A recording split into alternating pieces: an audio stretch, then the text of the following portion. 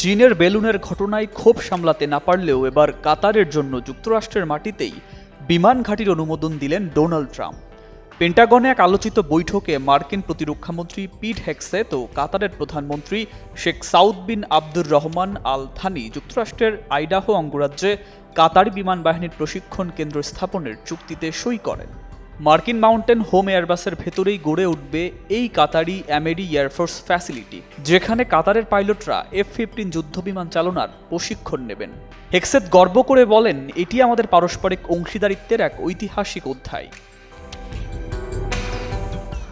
Niacinamide ও salicylic সমৃদ্ধ lily face wash, যা ফেসের ডেড স্কিন সেল দূর করে দেয় দ্বিগুণ ফাস্টার ব্রাইটেনিং। তবে ওয়াশিংটনে এই চুক্তিকে ঘিরে শুরু হয়েছে তীব্র বিতর্ক। ট্রাম্পের সাবেক কৌশলবিদ স্টিভ ব্যানন ক্ষুব্ধ কণ্ঠে বলেন, আমেরিকার পবিত্র মাটিতে কোনো বিদেশি শক্তির সামরিক ঘাঁটি থাকা উচিত নয়। রিপাবলিকান নেত্রী লরা লুমার আরও তীব্র ভাষায় লিখেছেন, রিপাবলিকানরা কাতারের মতো মুসলিম দেশকে ঘাঁটি দিচ্ছে, এটা রীতিমতো আত্মঘাতী সিদ্ধান্ত।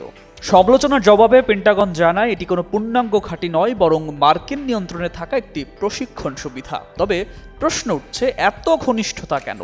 কয়েক মাস আগেই ট্রাম্প পরিবারের কোম্পানি কাতারে বিলাসবহুল গলফ রিসোর্ট নির্মাণের চুক্তি করেছে। পরে ট্রাম্প ঘোষণা দেন কাতারের উপহার হিসাবে একটি বোয়িং বিমান নেবেন তিনি। এই ঘটনাগুলো রিপাবলিকান ও ডেমোক্র্যাট উভয় শিবিরেই সন্দেহের জন্ম দিয়েছে। সিনেটর চাক শুমার কটাক্ষ করে বলেন, এমন দৃশ্য দেখে এমনকি পুতিনও দুবার তাকাবেন।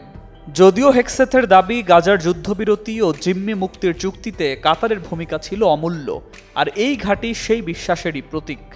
রাজনৈতিক বিশ্লেষকরা বলছেন, ট্রাম্প একদিকে চীনা বেলুনের ঘটনায় কঠোর জাতীয়তাবাদ দেখিয়েছিলেন, আর এখন একই হাতে কাতারকে দিচ্ছেন বিমান বাহিনীর প্রশিক্ষণ কেন্দ্র স্থাপনের অনুমোদন। এটি হতে পারে কূটনৈতিক সম্পর্ক মজবুত করার কৌশল, আবার এতে রাজনৈতিক স্বার্থও রয়েছে। সুকান্ত সরকার, 21 টেলিভিশন।